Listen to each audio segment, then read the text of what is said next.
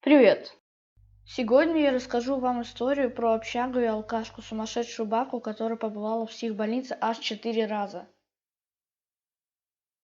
Так вот, эта бабка отправляла всех в Москву. А твоя мама в Москву едет? Или же вот эта ситуация. А твоя мама в Москву едет? А сейчас я вам покажу карту общаги и цель. Я расскажу о алкашке психолог цитата. Она даже однажды с нами в прятки играла. Так вот, она раньше была психологом в нашей школе, но у нее, видимо, что-то случилось в жизни, и она запилась. С ней иногда можно ржачно поскандалить. И да, она всегда бухая.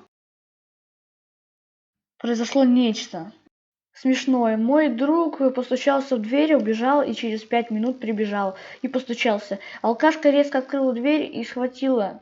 Жиза, да? Алкашка начала говорить: а ты знаешь, что стучаться в дверь плохо? Знаю. Пошли к родителям, я водку принесу. Иди гуляй и больше так не делай.